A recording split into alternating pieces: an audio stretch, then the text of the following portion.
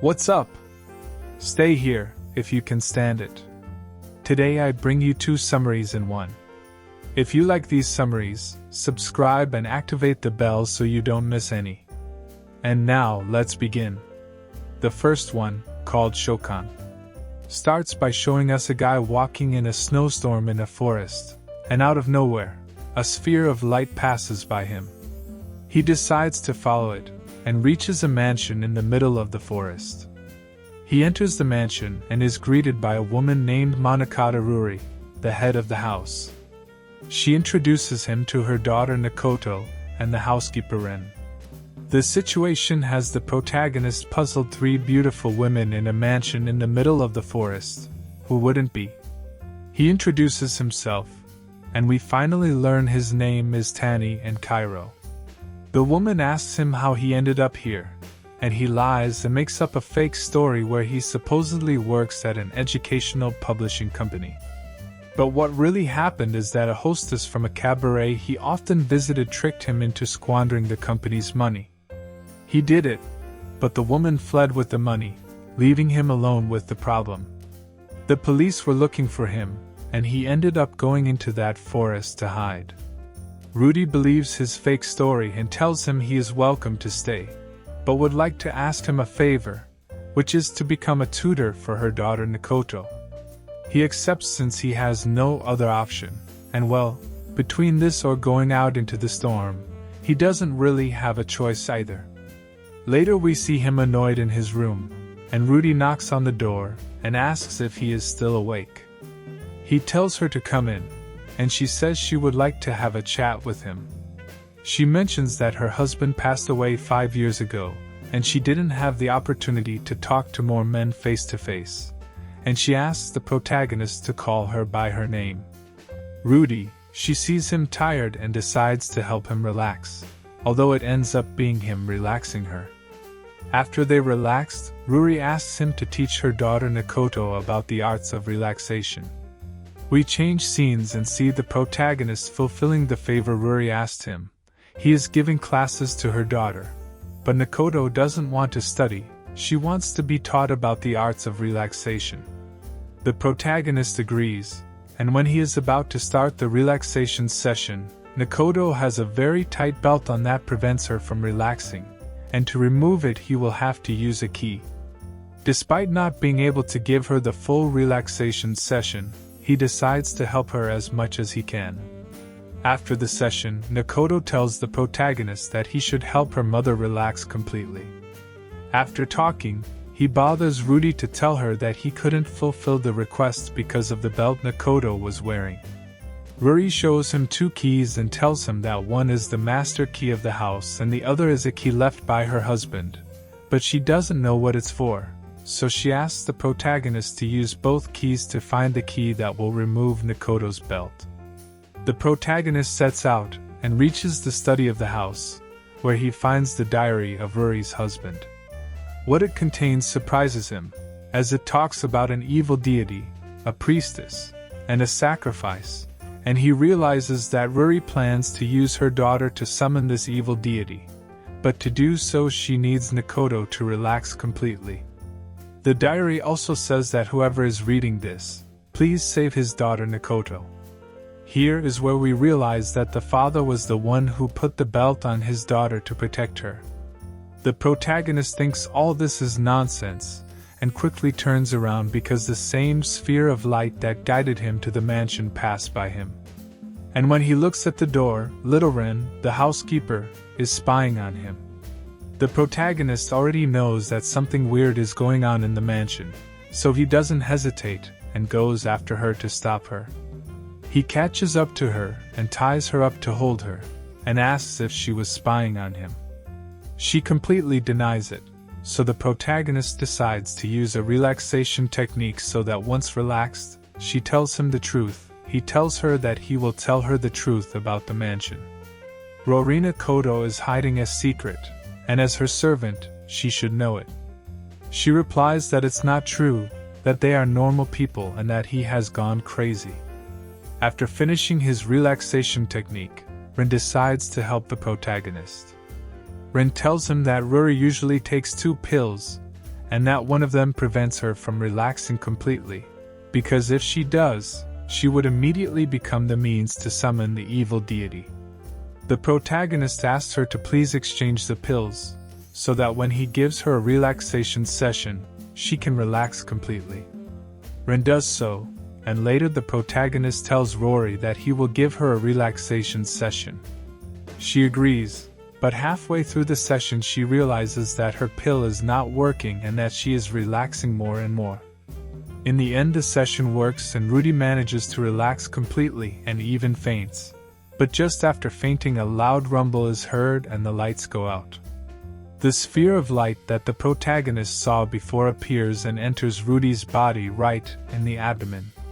We change scenes and see the protagonist talking to Nikoto. She tells him that after the loud rumble, the belt that prevented her from relaxing completely simply came undone. Now, free from what was preventing her from fully relaxing, she asks the protagonist to give her. In the second anime, H starts with Hai, who has two sisters with large eyes. Oh, well, they are not really siblings, they are stepsisters, since they were adopted by Kazuki's parents when their own parents died. Although they have known each other since they were children, so we could say they are just childhood friends if you don't want to see it as something more northern. The matter is that Khashoggi comes home after work. And yes, he returns from work in the morning, which I suppose means he works early or something like that, otherwise I don't understand it. Here he meets his sisters, Katone, the one with black hair, and Yang, the one with brown hair. And with this last one, it seems that Kazuki has some problems. All because the girl is quite bossy, annoying and seems to hear him with her soul. Although later we discover that she is a tsundere, but we'll get to that. For now, Kazushi just wants to rest for a while by taking a bath. But Ayana enters without even knocking on the door to complain that he's using a bathroom lotion that she bought, and he has to flee the bathroom so she can use it instead of him. I don't know why I said it angrily. I guess I got into the girl's role. But well, poor Kazuki, they don't leave him in peace.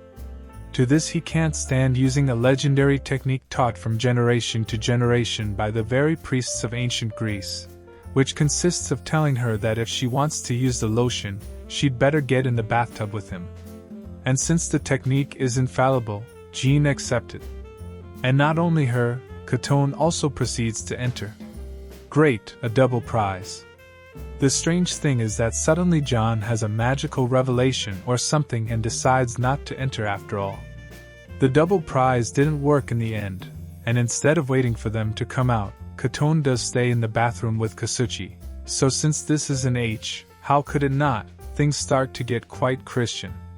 After Cotton received the bloody host, Kasuji feels a bit bad for having evangelized his sister, so when night falls he decides to apologize to her. And how will he apologize, you'll ask? Well, it's obvious, by praying to Jesus Christ with her again. 200 of Q. The problem is that in trying to fulfill the commandments, Kazuki realizes that he was starting to energize Ain, which leaves the protagonist of Thunderbolts. And now how do I tell her I made a mistake about the sister? So the best idea that occurs to him is to continue with the sacred ritual as if nothing had happened, while right next to him, Cotton is asleep. And, as I told you before, Ayana is really a tsundere, so without any problem she accepts the savior in her heart, and in fact, behaves in a tender way, just as she did when they were children. However, when the thing is over, Ayana, being a good tsundere, gives Kastuchi a punch as a punishment for verticking the word of the Lord in inappropriate places. This makes Brothers question all the problems that could arise from showing his Christian skills the next day. Especially, he fears that now Yana will hate him.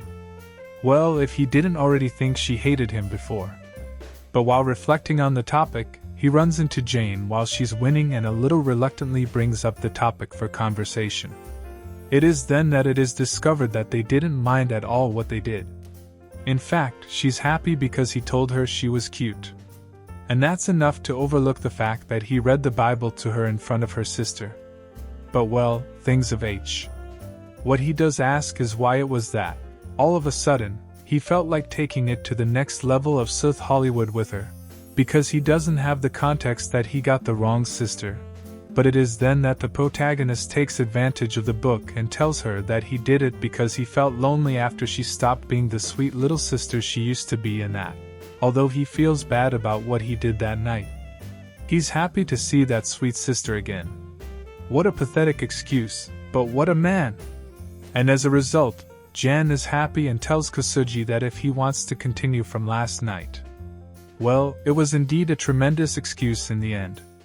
Although despite things starting to go well, at some point they become complicated, starting with Ayana behaving a bit strange after the reading. But the most serious of all is that a few days pass and Yana doesn't come home again, since she goes to live at Kasuchi's parents' house or something like that, I suppose. I really don't know, because the milk doesn't explain it completely. And although Kazuchi sends her messages asking her why she's not coming back and Katona tries to invite her several times to return, Ayana doesn't respond and doesn't come back, which again sows concern in the crew that she hates him. Although that's of little importance now, since Katone comes home and gets drunk on some liquor-filled candies, which causes them to start talking about the time they prayed in the bathroom, since in the end Kaduchi never apologized or anything. And between a joke here and a grab on her back, things end up like Moses parting the sea. After that, Cotton tells Prada that he should make peace with Ayin and that just in a few days they're going to have a sports festival where he'll have the opportunity to do so.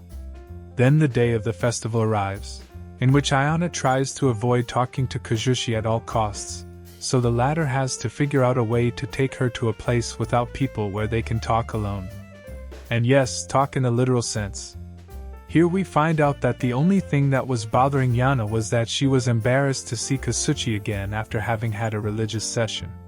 And you know, because in Japan if you pray to the Lord with someone the next day you have to get married. Well, I'll put that in the end, don't believe me, it's a lie.